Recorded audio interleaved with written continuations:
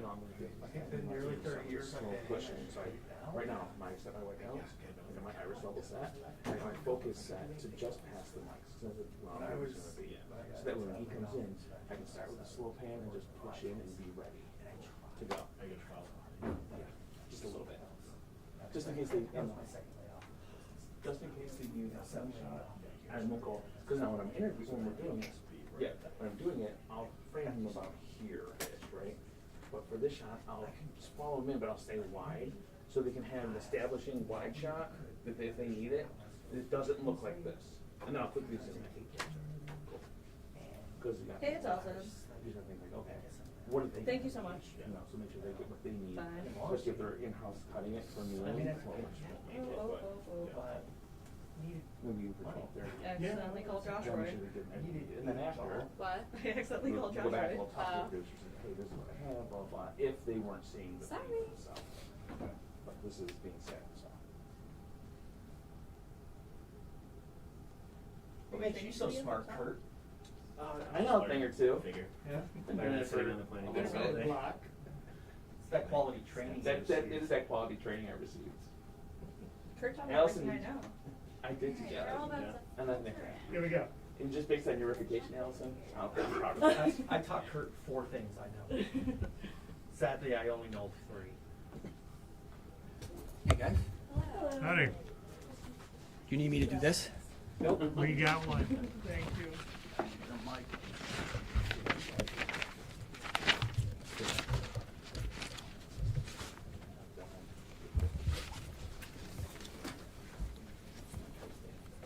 Maybe you scooch in closer to the DA.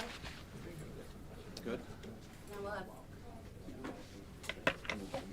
You gotta see this. I'll send you guys next to the DA.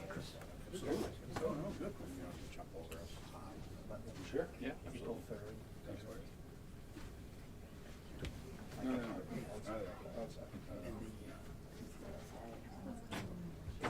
With jury selection, it was 4-3. Here, come on.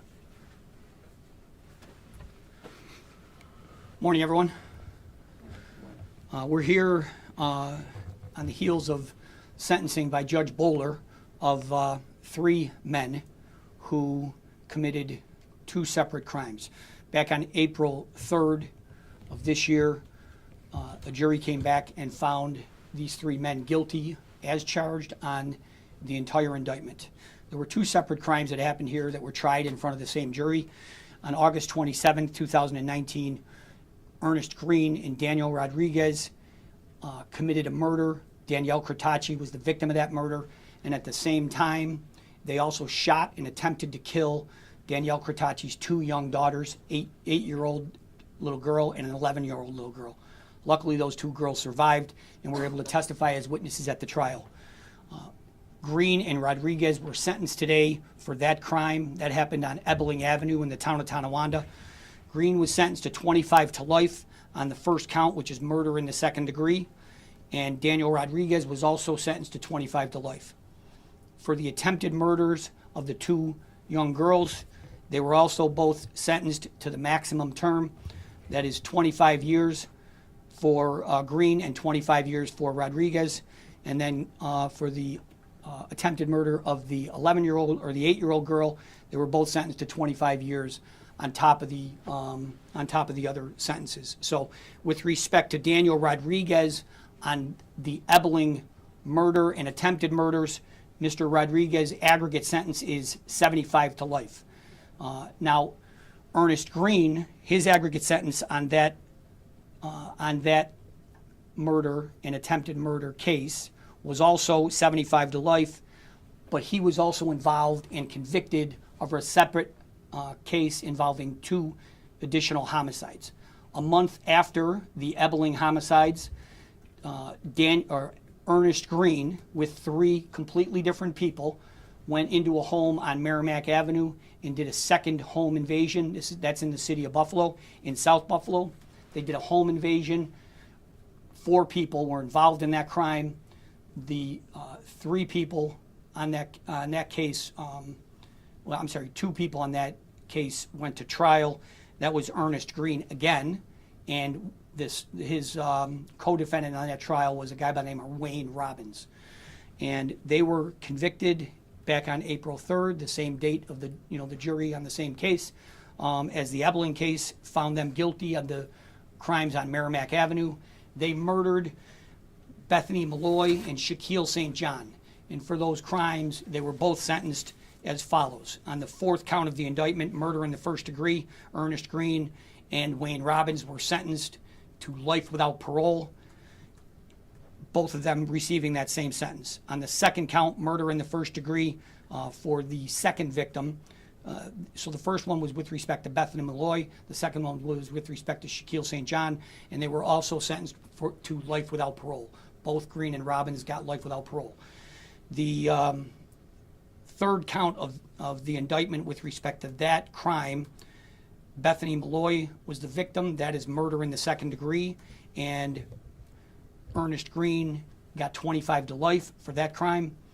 And so did Wayne Robbins, 25 to life. For the second count with respect to that, that would be the third count. Sorry, there's a lot of counts here. But for the second murder in the second degree charge involving the death of Shaquille St. John, Green and Robbins also got 25 to life. And with respect to the two additional counts, the felony murders, Green and Robbins got 25 to life. On each count, let me just sum it up by saying, on each count, Judge Bowler did exactly what he should have done. He maxed them out. He gave the maximum sentences to Green and Rodriguez for the Ebling murder and the two attempted murders. And with respect to Green and Robbins on Merrimack, he maxed them out on each count. So in sum, Ernest Green is going to be serving life without parole plus consecutive 75 to life. So the life without parole is for the murder in the first degree counts on Merrimack, and the 75 to life is for the crimes on Ebling, which was the murder of Danielle Cretacci and the attempted murder of her two little girls. Daniel Rodriguez is getting 75 to life for his involvement in those crimes, the murder and the attempted murder of those two girls on Ebling. And Wayne Robbins is getting life without parole for the two murders that occurred on Merrimack. So that's the conclusion of the sentencing phase of this trial. We are here with you to let the public know what occurred here. And I want to take the opportunity to say, there were about 40 family members in here of all three of the families that were involved just, shortly before all of you coming in and joining us. And they were extremely, extremely pleased with the outcome. They were very happy with the maximum sentences being given out by the judge. Obviously, this is a horrible case for all of these families, and they're going to be living with the pain for a number of years. But this is what justice looks like, and this is the best we can do for them. We give them some sort of closure, even though they're going to be dealing with the emotional pain. And these two little girls who sat there on the couch next to their mom while these two men shot and killed their mom right in front of them, shot her in the back of the head.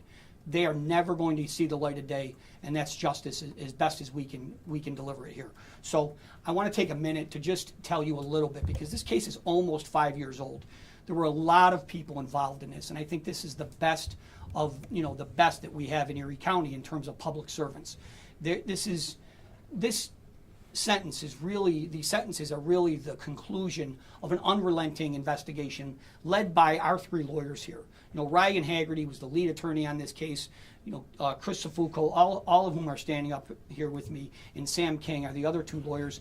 They put a tremendous amount of time and effort into this case right from the very beginning. And this was not an easy case to solve. We couldn't have done it without all of our law enforcement partners. I'm standing up here with the chief from the town of Tonawanda, Chief Stauffinger, and Chief Macy from the city of Buffalo, and also Detective Jeff Campanella and the assistant chief from the town of Tonawanda. And the amount of work that went into this case and just the sheer determination to not let go of this investigation is really, really, something that I'm proud of. I'm proud to work with all of these folks. But, specifically, I want to mention from the town of Tonawanda, Detective Jeff Campanella, who is retired now, I understand, but did an incredible amount of work to solve the Ebling case, which then led us also to solving the Merrimack case. And police officer Robert Kubis, who I don't think is here but he was also integral from the town of Tonawanda in solving this case. From the Buffalo Police Department, as I indicated, Chief Macy is here, but there are two homicide detectives by the name of Scott Malik and Mark White, who we work with every day on a lot of different kinds of cases, and they were the principal detectives and helped us solve the Merrimack shooting. In addition to them, there was a police officer from the Buffalo Police Department by the name of Ion Baker, who provided a significant amount of evidence that helped us in both cases. We also had help from not just those two police agencies, but from the Secret Service Agency. The special agents involved in the investigation from the Secret Service were Michael Hamilton and Emily Granruth. They played a significant role. There were literally mountains of evidence in this case. The digital evidence that we had in this case included, cell phone location data, license plate readers, videos, body cam footage from the Ebling homicide, which was critical in this case, and on top of that, we had a lot of different witnesses. In addition to the Secret Service, we had help from another federal agency. The FBI agents involved was Special Agent John Orlando, who deserves to be recognized here. And it's funny because I said earlier in my office, I know none of these officers want to be, they probably don't want to be recognized or identified, but the amount of people that were involved in this investigation is truly impressive, and I think it's important to recognize them. Special Agent Tim Fudella and Jason Bernhardt, who worked for the ATF, the Bureau of Alcohol, Tobacco, and Firearms, they were involved in helping conduct interviews and in helping us distill down the location data that comes from the cell phones that were discovered that helped us solve this case. And finally, we had a number of investigators and support staff from our office in the Erie County District Attorney's Office. Investigator Sal Valvo, Investigator Jay Mayhook, Investigator Chris Lalka, Investigator Mike Wright, and Investigator Bobby Yates, all of whom are retired police officers from various agencies. But they did a tremendous amount of work.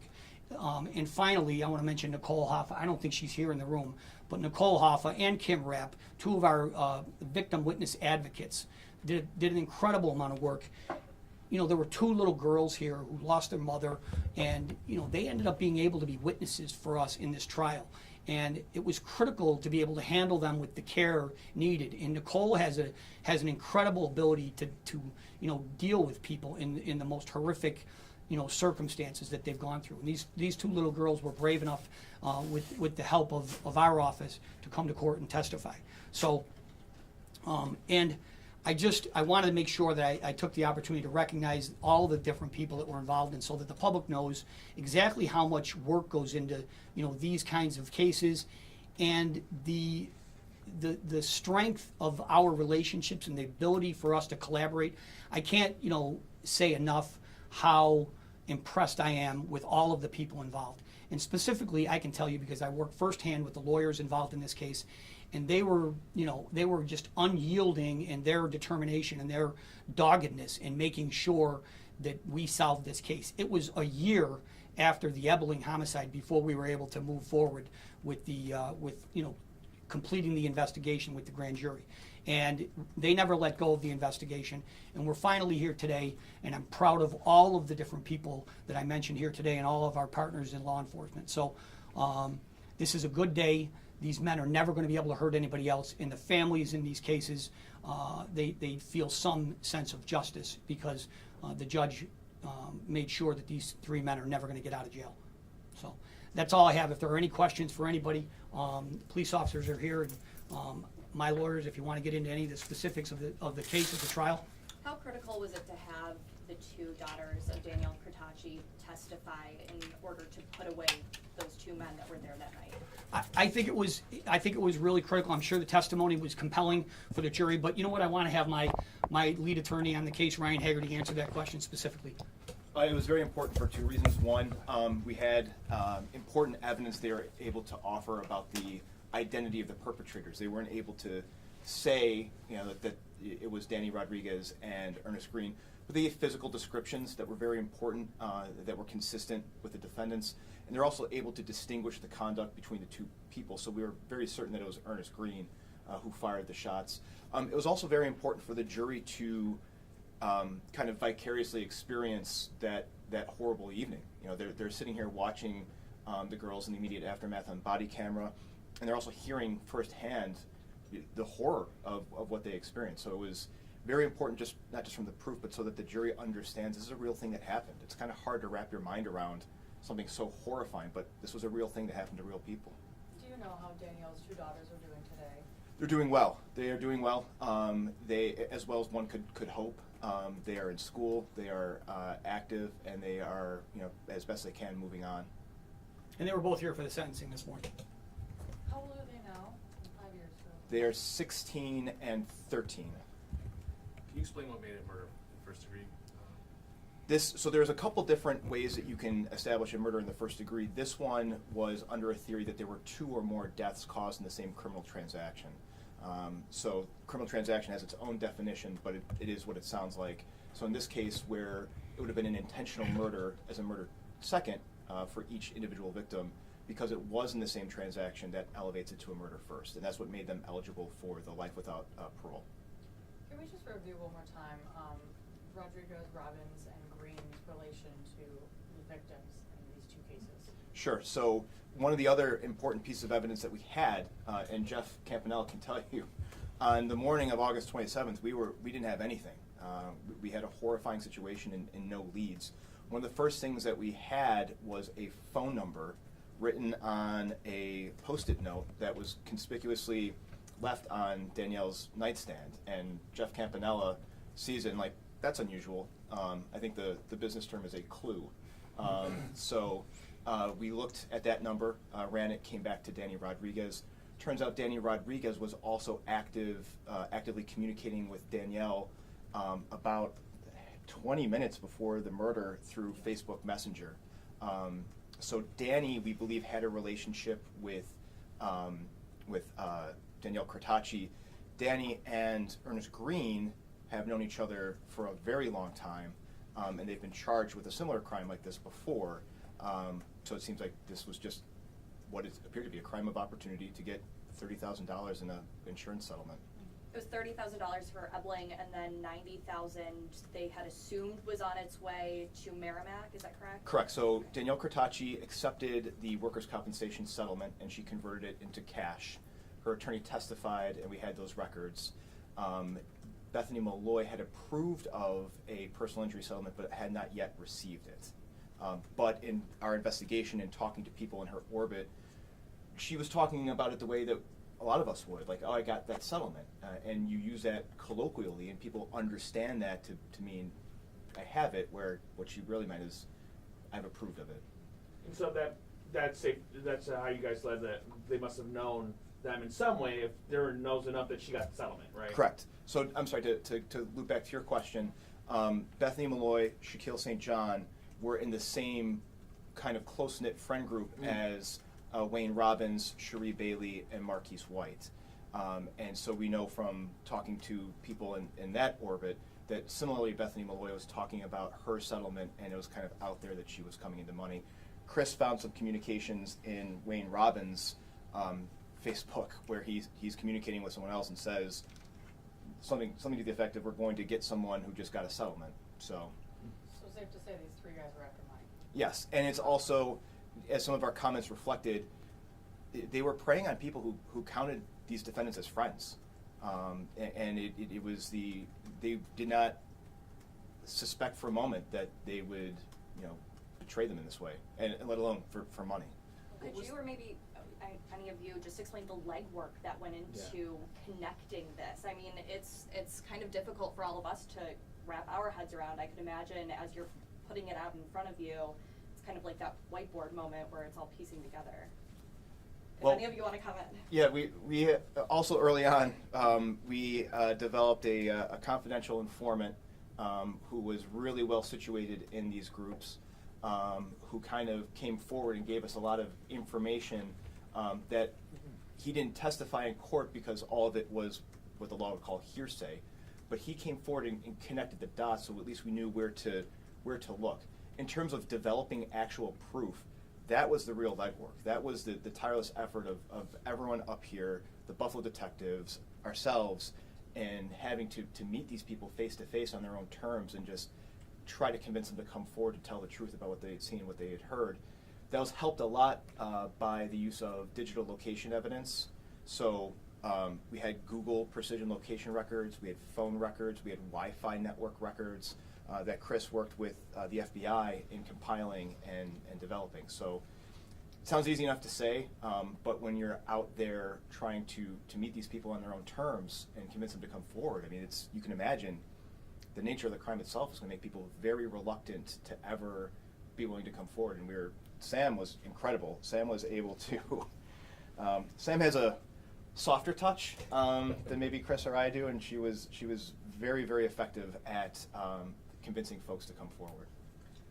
So you mentioned the softer touch versus the more advanced, harder touch. Is that important in a case like this where there's so much scattered information, so many people have different, like, specialties? Absolutely. We could not, Sam was lucky enough to join on with us maybe about a year ago, and she was absolutely vital. At least 3 of our witnesses, who I won't name, but adult female witnesses who were super important to this case, would not have testified if it weren't for Sam's efforts. Did they actually come away with money from either crime? Because based on what one of the defense attorneys was talking about, when we got removed from the pre-sentencing report, did they actually? They thought there was money there. Did they actually come away with money? We believe very strongly that they got money from Danielle Cretacci. It was hard to, you prepare your witnesses and you have these sessions. So with the 2 younger girls, they were able to articulate, Mom had a big amount of cash that she kept in a purse in her room, and the purse was still there and the cash was missing. We were not able to coax that out of them on the stand, which happens all the time. And it was a detail that would have been great, but ultimately wasn't necessary. The law on that, by the way, is we don't have to prove that the robbery was successful in order to make it a felony murder.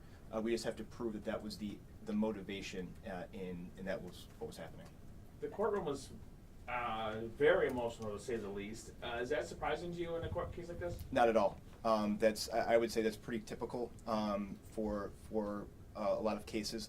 This one was certainly a little bit more volatile, just because the sheer number of people, but also, the length of time it took to finally bring a resolution to this case. There was a lot of pent-up feeling.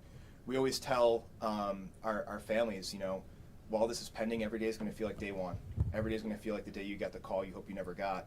And then we tell them, hopefully today will feel like day 2, and you can turn the corner and start the hard work of healing. And are you confident in, obviously they were I know one of the defendants said he was definitely going to appeal, but are you confident that these convictions will stand through appeal? Yes. Okay. Can I ask a question? Earlier in the case, the prosecution, one of the co-defendants, Sheree Bailey, was described as like a mastermind of what happened, but she took a plea to just robbery first. So can you explain kind of what happened? Sure. So Sheree Bailey was a testifying witness for us. As we got closer to trial, she decided with her attorney that she wanted to tell us exactly what happened. And her testimony was critical. She agreed to come forward. We took statements from her ahead of time. We were able to corroborate other evidence that we knew to be true, and through her testimony. And she was a really important witness for us, ultimately, in the trial. We gave her a reduced plea for a couple of different reasons. Number one, she was not the shooter or a shooter. Number two, she did not go into the house on Merrimack. She got out of the car, but eventually she never went into the house. So she certainly participated, and she knew that there was going to be a robbery that was going to take place, but she wasn't in the house and she wasn't a shooter. And finally, and maybe most importantly, the family members of the victims on Merrimack agreed with the deal that we proposed, giving Sheree Bailey, because we wouldn't have done it without their approval. They are the ones whose loved one is gone, and she was an important witness to us because of the 4 people that were in the car at the time we made the agreement with her where she was going to be a witness for us. She was the only person that was involved in the robbery planning and that we knew of. Now, interestingly enough, within a couple of days or weeks of that, the detectives that were involved in this case found Marquise White. He was the fourth person in the vehicle that went to Merrimack, and they were all planning this robbery. And Marquise White eventually agreed to testify as well, and he was another very important witness for us. And for the same reasons, including the family agreeing to the way we resolved Marquise White, he agreed to testify, and he was the only person in the house besides the two men that were convicted that could tell us exactly what happened in the house. So he was another critical witness for us. It came together very late in this case because Marquise White was shot and injured very, very seriously, and we didn't even know he was able to testify. We thought he was still critically injured 4 years afterwards, and so it was very late in the prosecution of this case that we realized he was around and available, and ended up being a very critical witness for us. He was shot in a separate incident? Yes, about 8 days after the Merrimack homicides, there was an accident in South Buffalo that occurred on Hopkins, and in the motor vehicle at the time of the accident was Marquise White, Wayne Robbins, and Sheree Bailey. Ernest Green had just gotten out of the vehicle just before the accident took place, and just after Ernest Green had gotten out of the vehicle and the three people in the vehicle were shot up.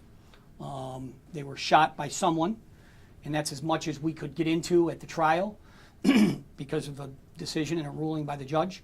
But Sheree Bailey was shot and injured, Marquise White was shot and seriously injured, and Wayne Robbins was not shot, he was not injured. But that was another critical point in the investigation that led to cell phones being recovered from that accident, and obviously 3 of the 4 people that were at the Merrimack homicide were at the scene of that accident. So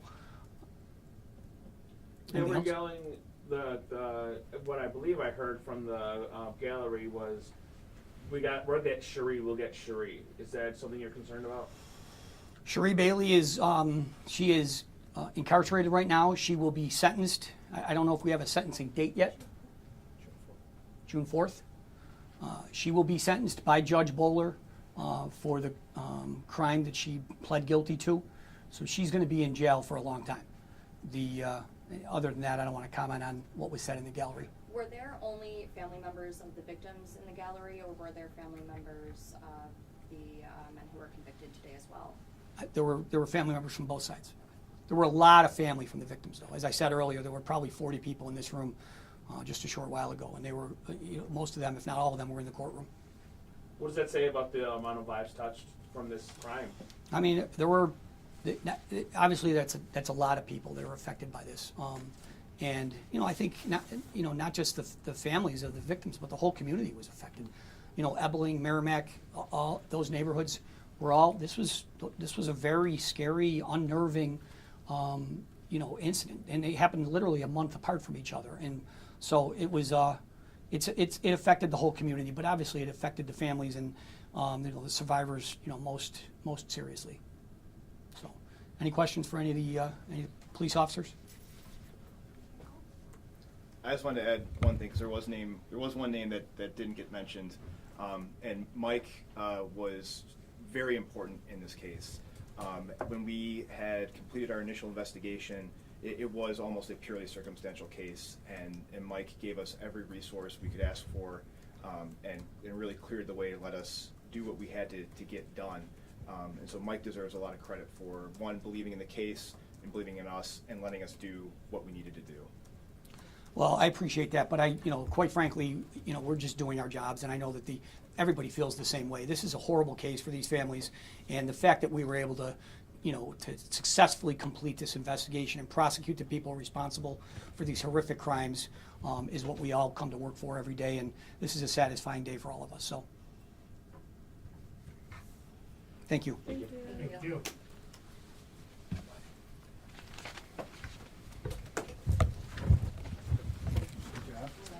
Chief, thanks, man. Appreciate it.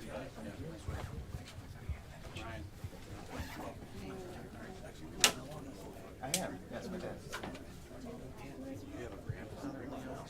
No, my grandfather's name is Vincent. 2 G's.